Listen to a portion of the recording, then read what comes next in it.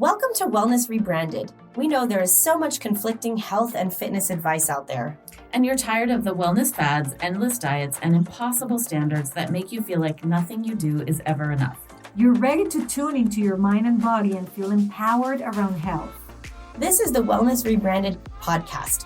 We're the healing trio here to help you redesign your relationships with food, fitness, and yourself. I'm Elizabeth, registered dietitian and certified intuitive eating counselor. I'm Maria, licensed mental health therapist. And I'm Tara, personal trainer. Together, we're changing the narrative on health away from diet culture, hustle culture, and toxic positivity and towards healthful self-care. So grab your water bottle and get ready to laugh, learn, and grow. And let's start rebranding your wellness journey. Hello and welcome back to another episode of Wellness Rebranded. This is Maria and I'm here with Elizabeth and Tara. And we're going to talk today about fitness to promote fertility. Tara, bring it on. So this was kind of born out of my own life experience. And also I had a ton of women within the past 3 or 4 years who have come to me at the gym and been like, hey, I'm thinking about getting pregnant. I want to make sure that I'm boosting my chances as much as possible. How can you help? Mm-hmm. So my own journey started 8 years ago when I started trying to get pregnant, and it did not happen very quickly. Mm-hmm. So I kind of dove down the rabbit hole during that time of, am I doing anything that is hindering me from getting pregnant? And what can I do to kind of help in a natural realm? Of course, I ended up going to Shady Grove and doing the whole traditional fertility medicine thing, which was awesome, and I highly recommend if you're struggling, don't wait, just go do. But there are a lot of things that we can do to kind of help promote fertility within the gym. So I wanted to talk today about that and also give some tips and tricks for if you're going through fertility treatments, because there's some definite do's and don'ts for that. Things that can be super dangerous kind of stuff. So first things first, exercise boosts fertility to a point. So we know that if you are working out 3 to 4 times a week at a moderate intensity, you've got an increased chance of conceiving. Give us examples of moderate intensity exercise. So moderate intensity would be normal weightlifting, a lot like what you do, Elizabeth. You mean I'm just normal? You're normal, just like most of us. Normal weightlifting, it would be things like walking or jogging, that's all very moderate. Things like group classes in the body pump or bar, Pilates, that kind of stuff is all considered moderate exercise. Not CrossFit.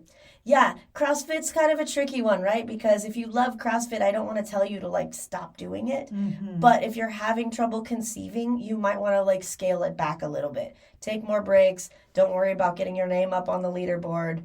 And maybe scale the volume a little bit. Mm-hmm. That makes sense, because I'm thinking also if you were not exercising before, is it a good time to start exercising when you are trying to conceive? Yes, for sure. You may not want to go all out, don't join F45 or something. At that time, you're looking for a more moderate workout. Mm-hmm. But by all means, start walking. That's walking is so underrated. Mm-hmm. It's good for everything. We're going to do a bunch of episodes on fertility, pregnancy, postpartum, menopause, and you're going to hear me say in every single one of them, walk. Yeah. You need to go for walks a lot of the time. Yeah. I love walking. And it makes sense that you're suggesting that it's better to stay in that moderate intensity, because really exercise is a form of stress for your body, right? Yeah, totally. Whether our body is stressed out because of life factors, like a death in the family, a wedding, a vacation, or exercise, we kind of perceive it all the same way. Which is also so interesting, because exercise is also an evidence-based way to complete the stress cycle. So it depends on the intensity and the frequency, for sure. Yes.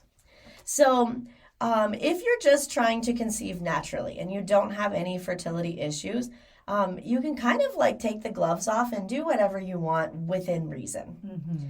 If you are going through fertility treatments, there's a couple more guidelines that we should probably follow.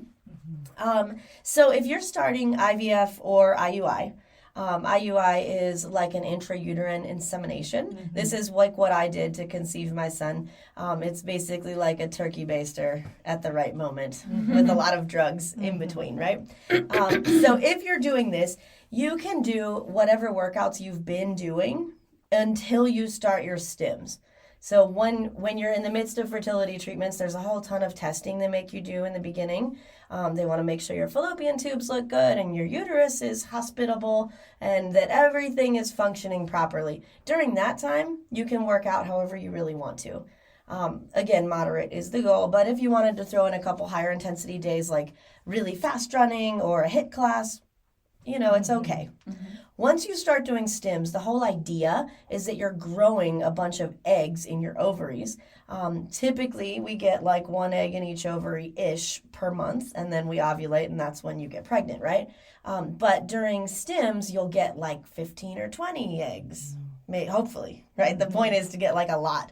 And we try to grow them all to maturity so that when we go in and like harvest the eggs, you can have potentially more embryos. It's a very expensive process, right? So you want to get as many eggs as possible so that you get as many embryos as possible so that you have as many chances as possible to conceive. So during that time, your ovaries are like really big and heavy.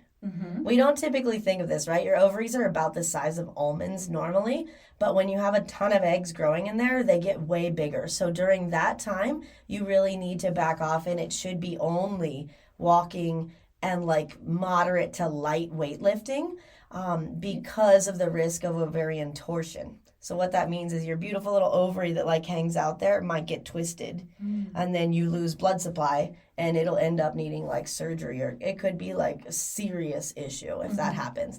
So we don't want to do anything high intensity. We don't want to do any kind of jumping. We don't even want to go running because of the risk there. Any sort of like inverted like yoga or gymnastics, things like that are definitely not recommended for that, just because of the risk of ovarian torsion. Technically everything else would be okay, but that's a big enough risk that you don't want to play with that. Interesting. Never thought of that. It makes so much sense, right? Yeah, you kind of feel it. Like as the eggs in your ovaries get bigger, you almost feel like bloated in there. And that you're producing more than ever in your life before because you're going through this treatment. Yeah, okay. It's a wild time, and the stims can make you feel, like bloated and uncomfortable and emotional because you're like, shooting yourself up with hormones every day. So you may not be in like the right frame of mind to even exercise, right? And that's okay too. As long as you get in walking like twice a week, I would really be like, this is fine. Right. But if we're talking perfect world, whether you're trying to conceive naturally or whether you're doing fertility treatments, I would look for like 2 30-ish minute weightlifting sessions per week and 2 days of walking or cardio of your choice. Right. Yeah. And really, as always, listen to your body, right? Totally. If your body's going to feel crazy during stims, like there's definitely some days that you're not feeling it. For me, I had a headache with one of the drugs I was on. So every day at like 3 o'clock, like splitting headache would happen. And then I kind of figured out if I don't get my workout in before that, it's not happening. Right. So it took me a while to like adjust my routine for sure. But even if it's like, hey, I don't feel like doing this, that's okay too, because you're going through a whole thing here. Yeah. You need to be aware of what your body's going through, how it's adapting to it, and how can you be kind to your body during this time. Yeah, I was just thinking it's all really about taking care of yourself and supporting yourself. Yeah. And I love how you said it took me a while to figure out to do it in the morning, and that felt good. It's like a tool that I try to teach everyone is like, it's always be curious, right? Like your body has so much to teach you, and it's just being curious and experimenting and asking questions and trying things out, seeing what does and doesn't feel good. And so much happening, not only physically, but emotionally. Yeah. And one thing I want to tell you, Tara, that I'm so happy you brought this up, because there's so many women out there dealing with fertility issues that they don't talk about because they don't think it's as common. And I want to say that both of my kids were actually conceived with fertility treatment. Okay. So you're not alone. I'm not alone. Yep. It happens more often than we think. So we're not going to get into depth here about the emotional part of it, but any listeners out there who have gone through fertility treatments, you're not alone. It's more common than we think. And it's important to talk about because it can be a very lonely experience. Mm-hmm. Absolutely. Because we don't talk about it. So thank you so much for bringing it up. Oh my gosh, I have like chills right now because that's like why I love our podcast, is this the different healing perspectives. Yeah. And I just love that you brought that up. That's actually like one of the reasons why I'm so open about my journey. Mm-hmm. I was diagnosed with polycystic ovaries when I was in like 17. So I knew from basically like the beginning that I would have trouble conceiving. So for me, this wasn't this huge emotional, like my body's damaged, what do I do? Mm-hmm. But I have so many close friends that found out in their 30s, like, wait, I can't get pregnant. Mm-hmm. And it is a huge deal for them. And it does feel very shameful for some of them. I kind of look at it through the lens of like, well, I'd wear contacts and I needed braces too. Right. So like, what's the difference? But once you start talking about it, you realize many people have gone through similar experiences and you open that door to talk about these things. Yes. You know, because we don't go voluntarily and say, hi, I'm Maria. I went through fertility treatment, right? But when I started talking about it, because I'm like you, I have no problem in sharing it if I can be of help for somebody else to say, I went through something similar. If you need any support, I'm here. Then it's like, we can all come together. Take a deep breath. Yes. Absolutely. We're like in it together, you know? Mm-hmm. So I think it's really important to kind of like check in with your body, check in with your mind and emotions, and like make sure you're doing the right thing for you during fertility treatments. And your support network. Yes. Another thing to note is you really shouldn't exercise more than 4 hours a week when you're trying to conceive, even if it is moderate intensity. So if you're going for 3 or 4 walks a week and they're an hour long, like that's enough. You really don't need to go more than that because we've found that excess exercise actually decreases your risk of pregnancy. Oh, you mean your chance of? Yeah, okay. Risk chance. Mm-hmm. I see what you mean. Okay. Yeah, decreases your chances makes of getting it harder. pregnant. Yes, thank you for translating, Maria. From English to English.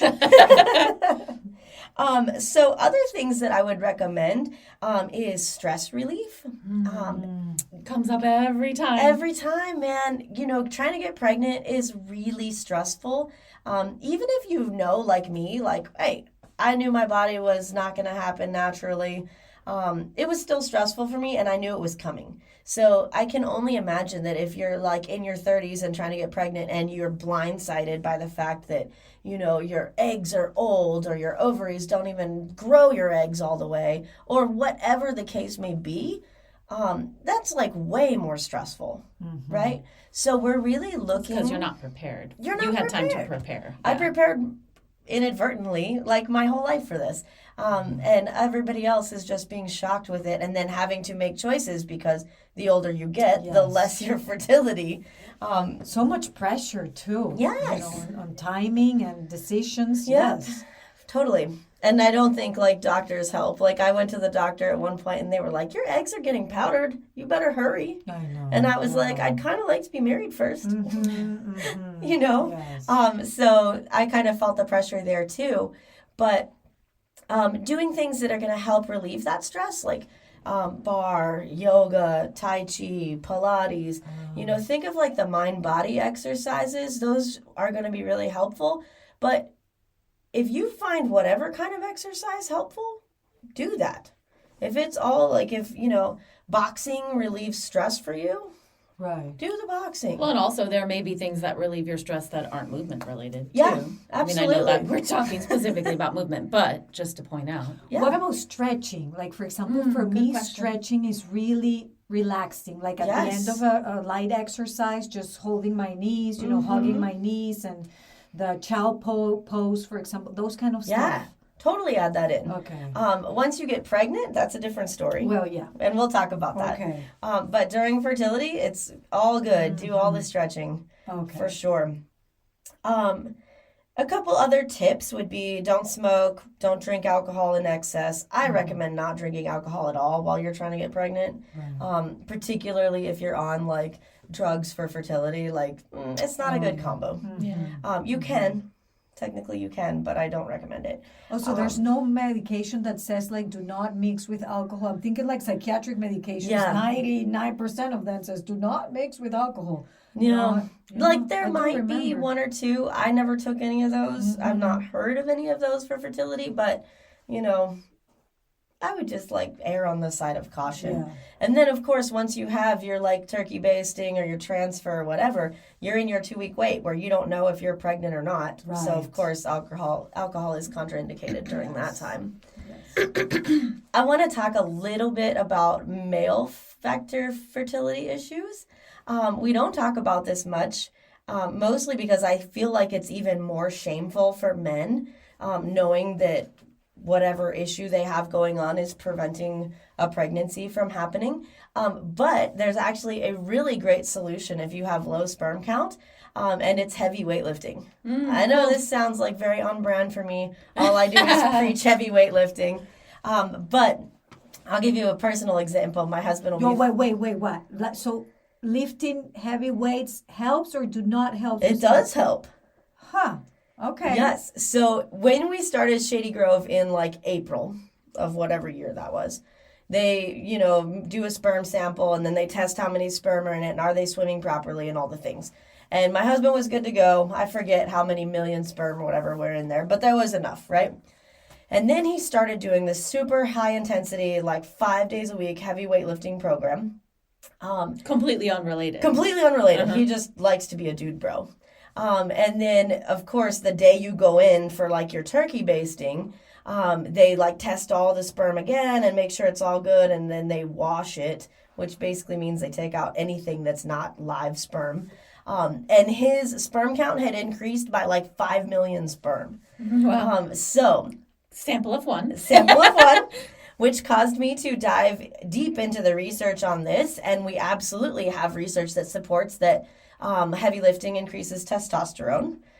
Side note, that's why men with prostate cancer should not do heavy lifting, because testosterone feeds prostate cancer. So it is really great for fertility.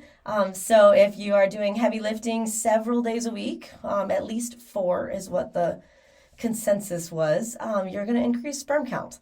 So if you're listening to this and you've got that situation going on in your life, getting in a heavy weightlifting program would be really, really helpful for that. Yeah, there you go.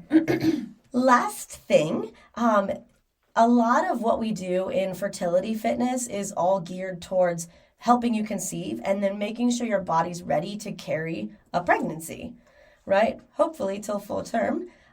So we're really trying to get our body strong, get our body healthy, make sure that pregnancy will be successful and with minimal complications. When you go to a fertility place, they are going to address BMI with you, which you guys know how I feel about it. Mm-hmm. It infuriates me to no end. And I actually went into the research on this too, and there is no research that suggests that BMI plays any sort of role in conception when using fertility treatments. Mm-hmm. So if you are feeling like your BMI is too high to go to the fertility place, don't. You can definitely still get pregnant no matter what your BMI is. Mm-hmm. Whether they take you on as a patient or not, I was just thinking, I wonder if there are weight-neutral fertility clinics. That would be nice, wouldn't it? If not, someone out there, please open one, right? Yes. Yeah. Please give us a fertility treatment clinic that will work with everybody. Mm-hmm. So those are my tips for fertility fitness. I actually have a fertility fitness program that I run with people all over the world. It's completely virtual. So if anyone is looking to get pregnant and wants a supportive person who understands how it is and also loves the research on this kind of thing, hit me up. My contact info is in the show notes. I would love to help you on your fertility journey. And I can personally attest to how much fun you'll have training with Tara. Thank you. And as always, if you enjoyed the show, well, first of all, thank you so much for listening and tuning in. We are so grateful for each and every one of you. If you enjoyed the show, we would be so super grateful if you would leave us a rating and review on Apple Podcasts so we can get the healing and anti-diet word out to so many more people. If you would like to connect with us offline, we would love to connect with you. You can find me at Elizabeth Harris Nutrition on Facebook and Instagram. And you can find me on Facebook or Instagram at Tara DeLeon Fitness. I'd love to hear from you. And you can find me on Instagram at coaching_therapist. And I would love to connect with you too. Have a great day.